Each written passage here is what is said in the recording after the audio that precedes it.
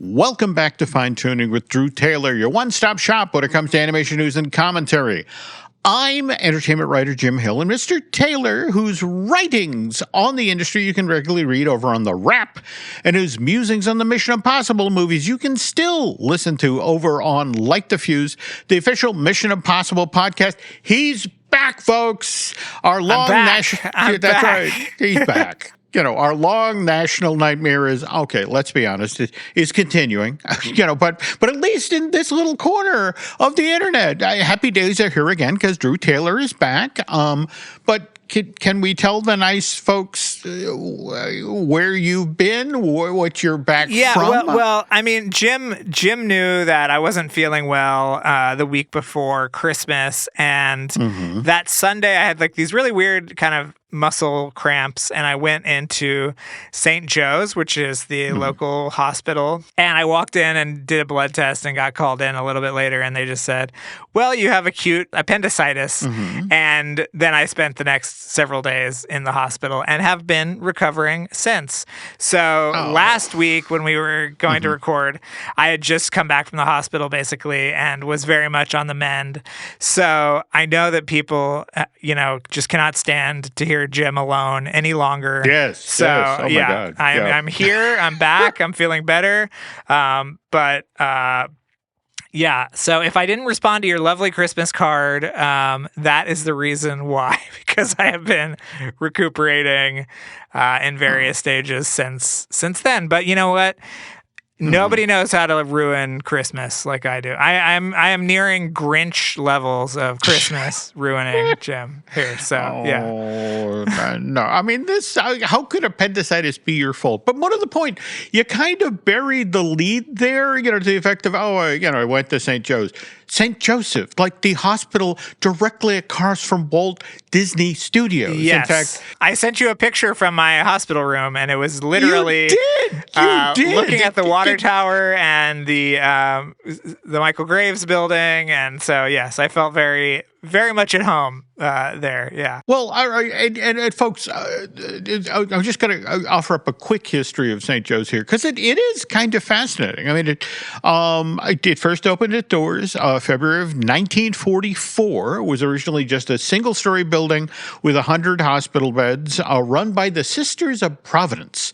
But what's more fascinating is why why this hospital was built in February of 44. And that actually pertains to an interesting moment in Disney history. It was the day after Pearl Harbor that the Army Air Corps moved into Disney, right? In fact, they were supposed Occupied to protect Disney. Yeah. There we go. All right, because they were there to protect the Lockheed plant that was down the street, which was now considered a vital military asset. And so around this time, the good citizens of Burbank are like, what?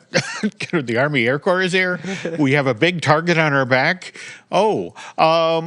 Maybe we now need a hospital? This begins percolating up in 1942. And Lockheed, sensing that, maybe the locals aren't entirely happy with this at this moment, they actually donate the 11 acres where the initial phase of St. Joe's is built. They hand that off, and work begins in 43. Hospital opens, as we mentioned earlier, February 44, and then over time, we get the East Wing, which opens in 1953. By the way, Drew, this is where Tim Burton is born in August of 1958. Wow. Yeah. And then the West Wing, that's a 6-story building. That begins construction in 61, and kind of ironic bend on the story. Walt Disney himself attends the groundbreaking of this wing of the building, and this is where he will actually spend the last days of his life when he's hospitalized at St. Joe's in December of 66. I don't know if he had quite the view that Drew had, but isn't the story they tell that they left all of the studio's lights on so Walt could see them from his hospital room? Yeah, I've heard that story. Yeah. And I think Okay. that later on, Roy became a big donor to the hospital as well. He did. And speaking of which, hospital gets renamed the St. Joe's Medical Center in 71. It is now the Providence St. Joseph Medical Center. Just completed a $78 million expansion. In fact, you went into the emergency room, right? I did. I spent a lot of time in the emergency room. Yes. Well, that just opened, Drew, August of 2022. It's 3 times the size it was previously. So the splendor in which you were having your stomach pains, a recent addition. But anyway, hospital has gone from 100 beds back in 1944 to nearly 450. And again, last edition was done in 2024. Just celebrated its 80th anniversary. And as Drew shared, still has a killer view of the Disney lot. You'll appreciate, Jim, that as I was about to go under for my surgery, I looked over and someone else in the emergency room was watching The Pit while I was going. No. It was like, oh my God. I had to avert my eyes and just say, okay, yeah. That's not the way I'd like to go into surgery. Holy cow. Yeah, anyway. Well, anyway, long story short, great that you're back. And, again, you're right. People were tired of hearing just my voice. So, but anyway, folks, we're going to get to the news in a moment. But before we do that, we need to acknowledge our sponsor, which is, of course, unlockmagic.com, where you can get real discounts on Walt Disney World and Universal Orlando tickets, sometimes up to 12%. And just so you know, Unlock Magic is run by the exact same folks behind DVC Rental Store and the DVC Resale Market. And if you are planning a trip to Central Florida in 2026, just pick your dates, grab your tickets, and go. Unlock Magic makes it that easy to rack up some pretty significant savings. And when you get the tickets, tell the nice folks there at unlockmagic.com that it was Drew and it was Jim that sent you.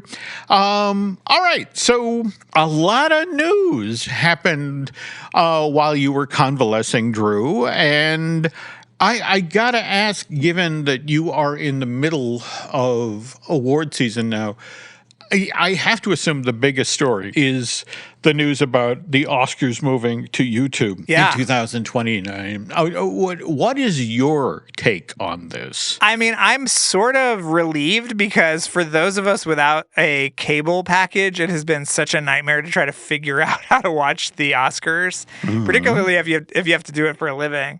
So I'm actually thrilled that it's going to be a lot easier to watch them. But yeah, it's going to knock down the prestige that it once was. I mean, you and I have been watching the Oscars for decades now, and it's almost always been on ABC and all the fun of that. And yeah, I don't know. It's a very interesting development, but I don't think a completely negative one at all. Okay, that's good to hear. And just to remind folks, I mean, this isn't happening overnight. And again, ABC has had the Oscars for over 50 years at this point, and they will continue to have them through the ceremony in 2028. But at that point, it's a multi-year deal. But curiously, it's 2029 through 2033. And just going to be interesting to see how the Oscars, I mean, don't get me wrong, they'll reach a far larger audience on that platform. But, YouTube and the word prestige don't necessarily go together. No. But it was my understanding that they were asking for so much money, and Disney was just like, you know what? We don't need it. We do not need it. So, yeah. I mean, well, anyway, speaking of this year's Academy Awards, it's worth noting that the voting for nominations begins actually next week on Monday, January 12th, and concludes Friday of that week, January 16th. And then the actual Oscar nominations begin. We learn what those are on January 22nd, with the actual ceremony happening on March 15th. And I know you have been convalescing, but are there anything, are you getting back in the saddle and playing MC or hosting any panels or anything coming up? Or? Well, what's funny is the last Q&A I did right before I went into the hospital, literally 2 nights before, was for Avatar, Fire and Ash. I got to be on stage with James Cameron and the entire writing team, which I think they said was the first time they had been together since the writing of the last movie. So that was pretty exceptional. I had to turn down a Q&A this weekend for Arco, but I'm sure I will be back in the mix soon, Jim. But my last Q&A of 2025 with Big Jim Cameron was pretty great. That's kind of hard. If you're going to go out, that's how you end the 2025. That's pretty cool. Yeah. Okay. And speaking of going out, folks, we'll have more news in a moment. But first, we got this.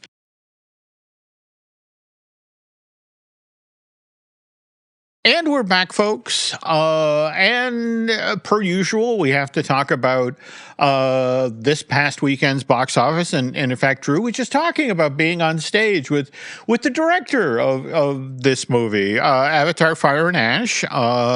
Third week in release worldwide, and domestically did $40 million this past weekend, which brings its box office total in North America to $305 million. And they were talking earlier this weekend about how, I guess, internationally, Fire and Ash, the third Avatar movie, is now past $695 million. So it's now official. The third film of this franchise is $1 billion earner, and not unexpected, right? No. I think I'm interested to see where it's going to net out. I mean, it's been holding so well that it could end up around where Way of Water ended in the $2 billion range, but.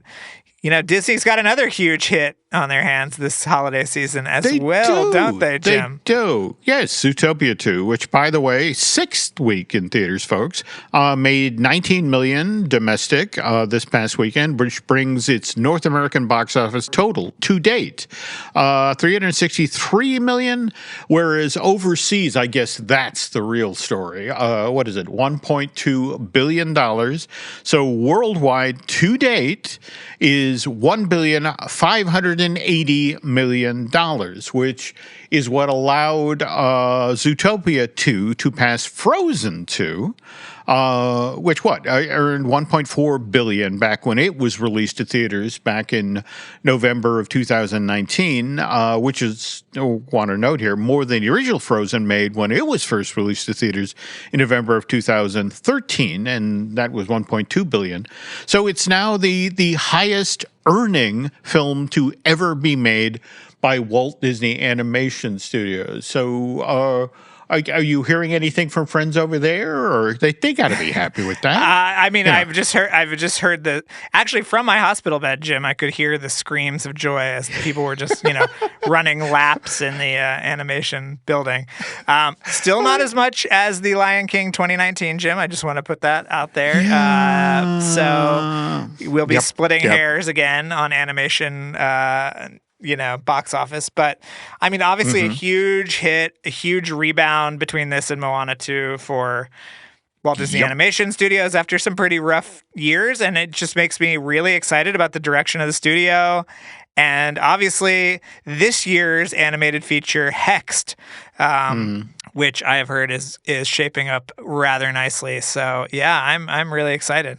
Speaking of which, on the next part of this week's Fine Tuning, Drew and I are going to take a close look at the theatrically, soon-to-be theatrically released films for 2026. But as we finish out with the box office for this weekend, we slide a little further down the domestic box office chart where, interestingly, the SpongeBob movie Search for SpongePants and David actually swapped the positions that they had in last week's box office. SpongeBob is now 6th with 8.2 million in ticket sales over this past weekend, whereas David now is the number 7 spot with just 8 million in domestic ticket sales. So literally only $200,000 in ticket sales separate these two animated movies. And did you see SpongeBob, Jim? I have not.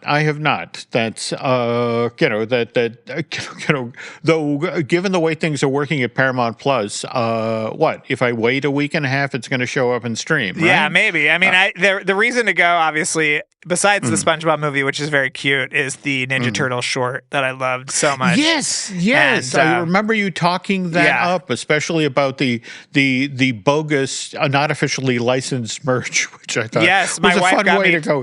Yeah, my wife got me 2 of the derpy turtles for Christmas. So, and what's really great is that you can actually, they're a 2-pack with the regular characters in their kind of winter wear, and the derpy turtles come in really funny bootleg packaging that was designed by the production team of the short and the features. So you can actually have that as a little collectible within the box. It's pretty awesome. That is genuinely cool. Yeah. Holy cow. All right, got to go check that out. Now, back to David for a moment. Angel Studios has been trumpeting the news that, they've been very straightforward about how this faith-based film reportedly cost $69 million to make, and that because David has now sold $70 million worth of tickets in North America, it's now recovered its production costs, which Mr. Taylor will tell you is not entirely how Hollywood math works, but we also need to be clear here that Angel Studios does have an entirely different business plan than most other animation studios. So let's just let them enjoy their victory, okay? Well, I mean, they didn't spend very much on marketing, although I did see a few ads for it in the lead up, but yeah, sure. I mean, they're very bullish. I think they have another animated feature in the works for 2026, I want to say, or 2027. So this is not going to be the last faith-based animated feature from Angel. They're a really interesting company. Oh, absolutely. Yeah, but, and I think we talked on a previous show about their recent acquisition of Andy Serkis's Animal Farm, which, that's a kind of an interesting fit given what they've done previously between the two faith-based project, King of Kings last year and now David. But, they have to be voted on by this group of people called the Angel Guild. Each movie has to be sort of bought in, and if you don't make the cut the first time, you have to edit the movie and resubmit it to the Angel Guild for approval. So I'm actually wondering if they had to tweak anything from the version that I saw back at Annecy last year. Yeah. Okay. That's interesting in and of itself. Yeah. If you want to read about this, you can. I did a big story on Sketch, which was an absolutely fabulous movie that was made by my friend Seth Worley last year that Angel ended up picking up. And so I talked to one of the executives. I talked to Seth. We kind of went through the whole process. It's really interesting. So you can find that on the Wrap. But yeah, I'm really curious how this impacts an animated movie, Jim, because as you know, not so easy to cut and reshoot or have an alternate take or something for an animated feature. So yeah. And I love how you tell that story without saying Jeffrey Katzenberg's name or the Black Cauldron. Yes. So, all right. Anyway, all right. Obviously, folks, this has been a huge, huge year for animation. I mean, just Niza 2, again, over $2 billion in worldwide box office. And Zootopia 2, currently at $1.5 billion.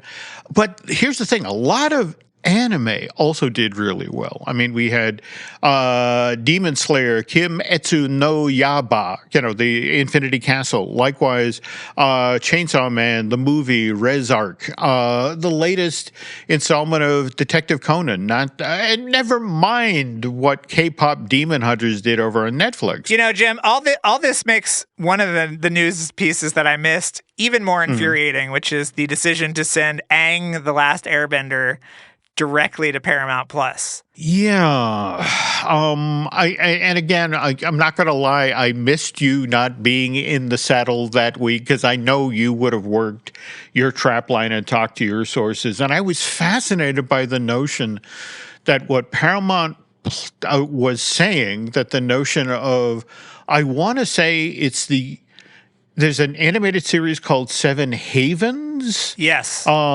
And the notion is, it's like, look, rather than having the Airbender movie released theatrically, and you got to feel bad for Lauren Montgomery. She did all that work on this thing, and now it's still going to be seen by billions of people, but just it's not going to get a theatrical release. But evidently, by having the Airbender movie and Seven Havens all in one place, the notion is people only have to go to one spot to find all of our cool Airbender stuff. And does that sound legit to you? No, it doesn't. It sounds like a complete, talking point from Paramount, but they're doing some really drastic stuff over there in the animation department. They also canceled the Tales of the Teenage Mutant Ninja Turtles animated series. That was supposed to be 4 seasons. They cut it after 2. So, I would be very curious if the new Mutant Mayhem style movie is going to be theatrically or released, or if they're going to say, we want everything of the Ninja Turtles to be on Paramount Plus. But I've heard from people who worked on the movie that are just so heartbroken that this is going directly to streaming. And, again, you pointed out, Jim, 4 or 5 huge hits, anime influenced, more adult skewing, action leaning animated movies that were gigantic. And so them to say, like, we're going to have this on Paramount Plus, a service that not a lot of people have, and I would say is more closely associated with something like Paw Patrol. They're not taking the Paw Patrol movie off the schedule, Jim. So I don't know. It seems very weird and sucks is I think the way they put it. Speaking of anime, though, face it, you and I who've been working this side of the street for way too many years, when we hear that an anime film is getting a theatrical release, we think, oh, Crunchyroll, G-Kids, Fathom. Right. I wanted to ask you, given that suddenly, especially in the wake of, K-pop Demon Hunters and Niza too, do you see that changing? Do you see other folks stepping into this space, potentially thinking there's money to be had here? Oh, for sure. I think they just have to figure out how to do it. The explosion and popularity in anime over the last few years is really something. There's a reason that Toho bought G-Kids. This is a global kind of initiative, and there's so many cool things coming out. I'm sure we'll talk about, Jim, just this month. All You Need Is Kill is finally coming out. There we go. That's January 16th from G-Kids. Now, what's kind of interesting is that's a wide-ish release, whereas, like, for example, just this weekend, we have Lupin the Third, the movie, The Immortal Bloodline. But I saw that's coming out, yeah. Yeah, but that's a thing. That's kind of the standard previous generation G-Kid thing. That's only in theaters this weekend from January 4th through the 6th. Right. And with the notion of here's the English dub, here's the English subtitle, here's, but on the other hand, All You Need Is Kill, much wider theatrical release, and that's supposedly open-ended starting on January 16th. And then, of course, right after that, we have the film you previously talked about. In fact, the thing you almost, they wanted you to come panel for, Arco. Yes. And that opens in New York and LA on January 23rd. And is this correct? Because this is the way it was told to me, that based on strong ticket sales and good reviews in those two markets, they then decide how wide it goes the following week, January 30th. Does that sound right to you? Yes. Yeah, and I think the other thing, Jim, is that January 30th is also the week after the nominations.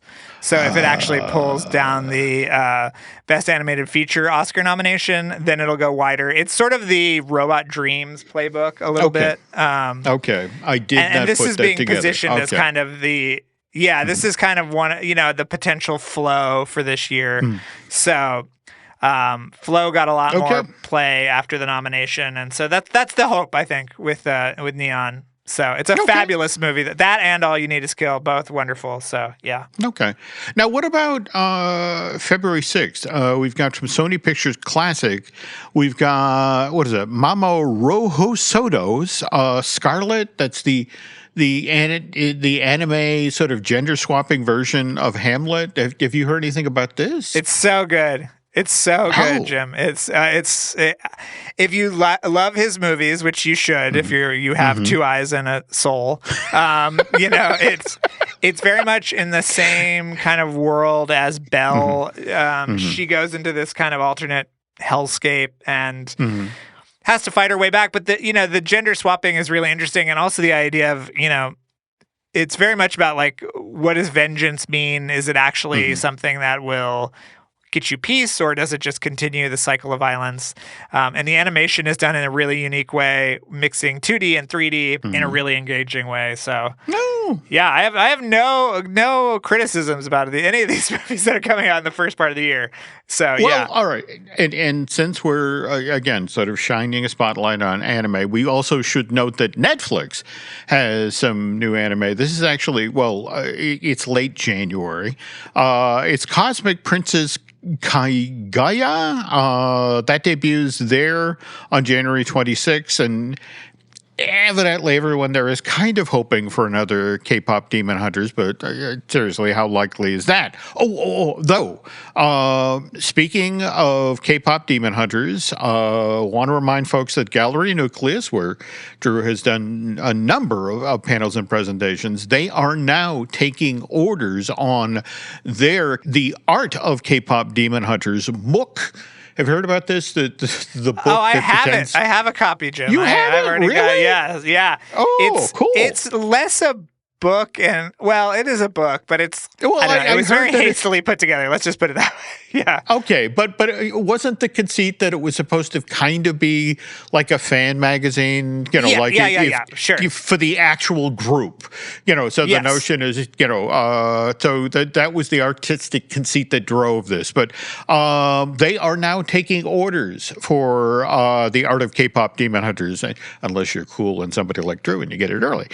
These are $29.95 each. I literally just bought my copy before we got started here tonight. $10 postage, and they're supposed to begin fulfillment February 1st, but at the same time, Gallery Nucleus is like, hey, maybe the spring. Right. Hang in there. Some intern is sweating over the, copy machine, trying to make more of these. Yeah. There we go. All right. Also, speaking of books, I want to remind folks that Dave Bossert's latest book project over at Old Mill Press, this is a coffee table book celebrating the films of author and animation historian John Canemaker, Academy Award winner, by the way.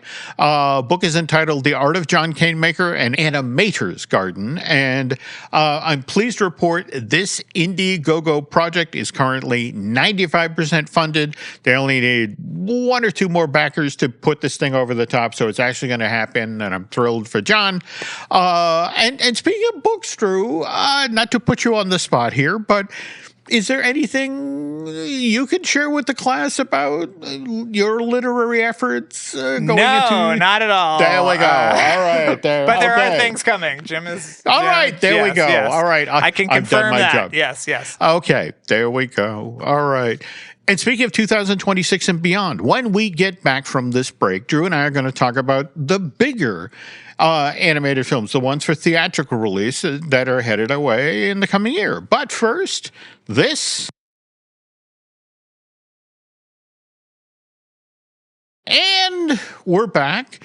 And previously on today's Fine Tuning, we talked about the anime releases that we're going to see in January, February, which did big business and got a lot of attention, garnered a lot of attention this past year. But if we pivot now to the majors, the big players, I guess the first project of size out of the gate is Goats. Which comes from Sony Pictures Animation, and that arrives in theaters February 13th. Which, again, when you look at the trailer for this, Drew, you have to assume the people at Sony are just thrilled to be following Zootopia 2 into theaters, because this thing looks like the unofficial sequel to Zootopia, doesn't it? Or? Yeah, I mean, I saw a fair amount of footage at Annecy last year and was pretty impressed. And I really love that it's opening. You know why it's opening on February 13th, Jim? Is because that is All-Star Weekend with the NBA. And it's happening in LA, so I am hoping that my dear, cherished friends at Sony Pictures Animation can maybe get me into something. I've got to support my boy Wemby, but it's I think it's going to be really fun. The animation style is really cool. Oh yeah, and, I love this trailer, and they have no bones about talking about this is from the same artist that brought us the Spider-Verse movies and again K-pop Demon Hunters. So I really excited for these guys. Sometimes it's kind of like, in fact. For me, I make the comparison of, remember, it was 2009 when the original Avatar came out, and then in March of 2010, that was when Tim Burton's 3D version of Alice came out, and it was the first 3D project after Avatar, and it did about half the business, which is still $1 billion. Yeah, I mean, all the boats rise to and that's what's nice about it, and what's nice about animation in general is that everybody's rooting for each other. And toward that end, we now move to March 2nd, and this is when Hoppers comes out, and again, this is from Daniel Chong, the We Bare Bears creator, and if you love that animated series and you've seen the trailer for this thing, it has the same kind of left-handed sense of humor, and I really want this to work. I really, and what's kind of interesting is, in talking with friends at Pixar for the show when you were away convalescing about when they moved Gato from June to March of 2027. What was kind of interesting was the folks there was like, no, you don't understand. March is a really good time to release animation. We're really high on potentially how Hoppers could do, and this is one of the reasons we decided to move Gato out of Shrek 5's shadow in the summer of 2007. But I've heard it. Everyone loves Hopper. Like, I've heard that, like, up to Bob Iger loves Hoppers. Like, everybody is so on board. There's going to be a robust consumer products program that goes out with it. The footage I saw at Annecy, I was absolutely blown away by, and I will be making a pilgrimage to Pixar very soon. So hopefully I can talk about that in the next couple of weeks, everything that's going on up there. Yeah. Looking forward to that. If we jump ahead now to April 3rd, we have our Super Mario Galaxy movie from Illuminations. And, do we even bother to talk about this? I mean, this is literally, billion, right? Just billion. Oh, yeah. Yeah, maybe two. Who knows? I mean, they should just open up the banks around the country to and more power to them. They did a great job with the first Super Mario Brothers movie, so people. I just hope there's a little bit more irreverence this time around. These are the guys that made Teen Titans Go, one of our favorite animated shows, and I just want there to be a little bit of a tweak to things, because the first one was pretty straight. So I'm hoping this one plays that. Well, now, speaking of irreverence, if we now move to Animal Farm, which we were talking about earlier in today's show, which is being released by Angel Studios, that trailer with the pig driving the sports car, and when you saw this at Annecy, was that stuff in there, or? Oh yeah, this is like if Illumination made Animal Farm. Okay. Yeah. Okay. All right. That's Okay. all. Yeah. Again, I don't know. want it to work, really want it to work. And then, and more to the point, it'll be interesting because right now, this is May. I mean, just literally, there is no date yet chosen. Angel Studios has yet to announce when this film will be arriving. If it's anything Angel Studios know, Jim, it's when to be chosen. You know what I mean? So. Oh, we're going to leave that there. All right. Then moving on to June 19th of this year, we get Toy Story 5, which, again, directed by Andrew Stanton. One of the pillars of Pixar. Kind of interesting. I did not know this until working on the show tonight, but that in the fifth installment of the Toy Story series, Bonnie is now 8 years old in the movie. And evidently previously she was just 4 in Toy Story 3, and they had to age her up to 5 in Toy Story 4 because that's the age you're allowed to go to kindergarten. I don't suppose in your more recent trips to Pixar, where again, Drew and I constantly get confused when we're on our way to the bathroom. So weird. It's so weird. Yeah. It's just very disorienting there. I don't suppose you wandered by any concept art for a certain little girl. I know I have not seen. She's in the teaser, but you only see her from behind, kind of. I mean, the only thing I've heard about this is that it's very Jessie focused. This one. Yep. Mm-hmm, mm-hmm. And I've heard it's a slam dunk. I mean, people absolutely love it. I saw the first 10 minutes at Annecy last year and was totally blown away. And yeah, you're right. Stanton is not only a pillar of the Pixar community, but also the Toy Story community. I think he's co-written every single one before this.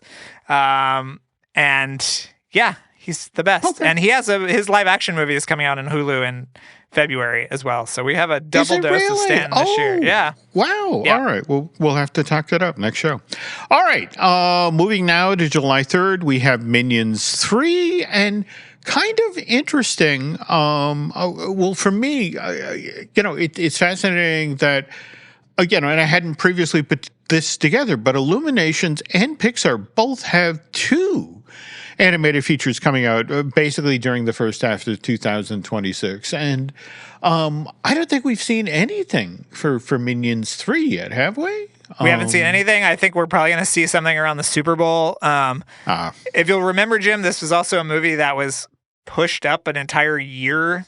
So yeah. I'm praying for our friends at Illumination in France, because that's a lot between Mario Brothers and Minions. No, totally. Yeah. Lots of folks sleeping under their desks right now. Okay. And if we now move into the latter part of the summer of 2026, August 28th, we get the movie, to be honest, I thought we'd never see. We get Coyote versus Acme. And look, I want to say right up front, I am thrilled that we're getting this movie, and I want to applaud Ketchup Entertainment for going after it and somehow closing the deal. All right, that said, Ketchup also put out The Day the Earth Blew Up, a Looney Tunes movie last year, and I just have to say this. I don't think they had the wherewithal to promote a movie like this. I feel like they kind of whiffed on The Day the Earth Blew Up. I don't know whether they just didn't have the money for a national campaign, or they couldn't buy the ads, or they didn't have the representation to get things, on network. But I'm just I'm just hoping that whatever they learned from The Day the Earth Blew Up, they are applying those lessons to how to properly launch and promote Coyote versus Acme, because I really, really, really want this one to connect. Yeah. Yeah. I know. I'm so excited that it's finally coming out, and I love the guys at Ketchup. I think they're going to do a great job. I think they will have learned. I mean, The Day the Earth Blew Up made $15 million, so it made back, I'm sure, whatever they paid for it. But I get that. I get that. But it would be nice to make this an event like it should be. Yeah, and all true. And for me, I guess My problem is that the day the Earth blew up is a lot of fun. I think a lot more people would have enjoyed it if they knew what was out there. Yeah, for You know? sure. I love that movie. If you haven't seen it yet, you should definitely seek it out. It's on Blu-ray too, so you can buy a physical copy, which I did. So Now, yes. speaking of things that a lot of us have not seen anything about, and it's kind of ironic that this film has that sort of name because it's called Forgotten Island. But this is coming out September 25th from DreamWorks Animation, and I want to especially talk this up because the two guys who are directing this, Joel Crawford and Waniel Mercado, these are the guys who did Puss in Boots: The Last Wish, which was wonderful. Great looking movie, great story, and so anything these two guys are doing together, again, I want to see, but that's the thing. I was kind of asking around at Universal, to the effect of, so what's going on? What's the promotional plan here? And they're like, well, maybe a Super Bowl ad, but more likely, a full trailer with Super Mario Galaxy. Is that what you're hearing? That sounds right. I mean, it's the only DreamWorks movie this year, and it's an original. So they are really taking their time to approach this in the right way. I've heard that it is wonderful. Some of the characters are so outrageous and great, and it's got this kind of like hangover-y vibe to it. And yeah, you're right. Joel and Manny are both geniuses, and I cannot wait to see what they are doing fully unleashed. Manny has been kind of Joel's right-hand guy on Croods and Puss in Boots. And I'm so happy that they let Joel do an original. I mean, this is really fun. It's got great, creatures and characters and all this stuff that I can't talk about yet, but everything that I've heard about it and seen from it is just pointing in the direction of one of our favorites of the year. But Jim, I want to say that in the first part of the year, formerly known as Puku, now I believe it's called Swapped. It will be making its way on Netflix. I've heard a date, but I can't repeat it. But I think it's like sometime early 2026. So this is the new Nathan Greno movie. And I actually made a choice going into today's show, figuring that we should do right by Netflix whole year. With the notion of rather than fold them in with theatrical, because face it, the year after K-pop, Demon Hunters, Netflix kind of deserves its own spotlight. Yes, so, okay, we'll save that for another time. But yeah, I think that'll be like early-ish 2026. So yeah. Okay, so speaking of things streaming, we talked previously about The Legend of Aang, The Last Airbender, how it was supposed to be released, theatrically October 8th, now streaming on Paramount Plus sometime in the fall. Then moving to the end of the month, October 31st, we have Shaun the Sheep, the Beast of Mossy Bottom. Studio Canal is releasing that stateside.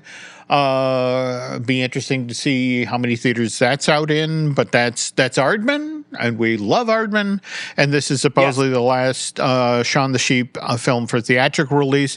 And then November, a week later, November 6th, we have The Cat in the Hat, which is from Warner Brothers Pictures Animation and DNEG Animation, and Drew and I already, enthused about the trailer of this thing. Again, had a great look and, a fun take on the material, and very, very much looking forward to seeing this. Yeah, I ran into Alessandro at a Christmas party a couple of weeks ago, Jim, did you? And told him how Cool. excited I was about it, and he is also very excited. I think they're in the process of scoring, or we're in the process of scoring earlier in December. So, yeah, it's coming along. So that's great to hear. And then, of course, we have the project Drew talked up earlier in today's show, Hexed, a new original from Walt Disney Animation Studios. That's coming from Josie Trinidad and Jason Hand, and arrives in theaters November 25th. And really, really want this one to work. Don't get me wrong. I like Disney producing sequels that make lots of money because it keeps a number of my friends employed. But new stuff is good too. Did we skip over Paw Patrol, the Dino movie? Did we? Yes. August 14th, 2026. There you go. That's all we That's okay. All well, gotta make sure that we gotta cater to our, pre-K crowd, Jim. So okay, this is true. And bringing the year to a close, from Paramount, we have Angry Birds 3. All we know about this is December. We don't have a release date yet in December. Well, I mean, December for now. I would not want to go up against what the internet is already calling Doomsday, which is Dune Chapter 3 and Avengers Doomsday. So, yeah. That is an interesting point. I mean, there's counter programming, and then there's the theatrical equivalent of a Death Wish. Yes. Now, speaking of things that are undated, but right now are still supposedly slated for theatrical release in 2026. We, of course, have Laika's Wildwood, which, again, that trailer or whatever you want to call it with the eagle, that was just amazing. General, yeah, we love the General. Yeah, I know. I can't wait. I mean, this is the first movie of theirs since Missing Link, so it's been a while. Yeah, we need it. We need it. Yeah, and then there is a new Peanuts movie. Now, weird bend on the story. While Drew was away, the rights to the Peanuts franchise were sold to Sony. They acquired an 80% stake in the Peanuts Holding Company. They had to put up $450 million for this to get it away from Wild Brain. And they are partnering with the Schultz family, which retains 80% of the Peanuts Holding. But, I'm just kind of intrigued because the Peanuts film, the one that Blue Sky made back in November of 2015 that was released by 20th Century Fox, I thought they did a really great job with. It had a great look. That's kind of an unsung classic from. I would agree. I would agree. And so the notion that there's this Peanuts project out there that, and it's just sort of like, okay, Sony just acquired, Peanuts Holding Company. So what does that say about the rights to this film and who's got it? I mean, it's just a thing. It's just sort of like all that's out there is an untitled Peanuts feature film being worked on by someone for someone. You got anything? I mean, I think Wild Brain did the animation from what I understand, and I think it is full CG. And okay. I thought it was going to Apple because of their deal, but it was directed by Steve Martino, who did Horton Hears a Who and Ice Age Continental Drift, and Carrie Kirkpatrick, who wrote Chicken Run and a bunch of other things, wrote the script. And Bonnie Arnold is producing. So Bonnie, yeah, oh wow. So there's some real heat behind it. But yeah, you're right. I don't know how the Sony thing impacts that, because I think it was going to be direct to Apple TV Plus at some point, but I don't know if that's still the case. So, Jim, you've given me something to do now that I'm going to be back at work tomorrow, so I will start poking at this. Yes, my work is done. So, and as we mentioned earlier in today's show, on an upcoming episode of Fine Tooning, Drew and I will talk about everything that's coming from Netflix animation-wise in 2026. But again, they deserve their own spotlight, so let's do that. And speaking of another show, if you're not already listening to Light the Fuse, which is the official Mission Impossible podcast, you are missing out on something truly special. Drew did this podcast with Charles Hood, and there are nearly 300 episodes in the show's archive, and each of them are loaded with amazing behind-the-scenes stories. Mind you, I kind of hope you'd say the same thing about the podcast that I do over here at Jim Hill Media. We got got Disney Dish with Len Testa. We got the Epic Universal podcast I do with Eric Hersey. Likewise, I Want That Too with Eric's lovely bride, Lauren Hersey. And, of course, there is Marvelous Disney, which I've revived with Dan Graney. And we do those twice a month. In fact, a brand new episode of this will, actually post the day after this podcast on Wednesday, January 7th. And there's also The Case For with Chris Cox, a new comedy podcast that Len and I are doing with mind reader Chris Cox. And of course, there is Disney Unpacked. That's a Patreon project that Mr. Tess and I do with veteran Imagineer Jim Schul. And later this month, we are going to use Tokyo Disneyland's Pooh's Honey Hunt ride as an excuse to pay tribute to the late, great Eddie Sato. And speaking of great, I want to thank Eric Hersey and David Gray for the great job those who do when it comes to the editing and production of this podcast. Quick favor to ask as we run for the curtain here, folks, if you could please head over to Apple Podcasts and rate and review this show as well as Light the Fuse. And social media-wise, Drew, where can the nice folks find you now? Mostly on X and Instagram at Drew Tailored, like a tailored shirt. And if you want to follow Light the Fuse, it's Light the Fuse Pod on X and other things. Yeah. What about you, Jim? You can find me on X and Instagram as Jim Hill Media, and then over on Facebook as Jim Hill Media News. And that's it for this week, folks. On behalf of Mr. Taylor, who it is a genuine pleasure to have back behind the mic, thanks for listening to this week's episode of Fine Tuning, and we, too, will be back soon.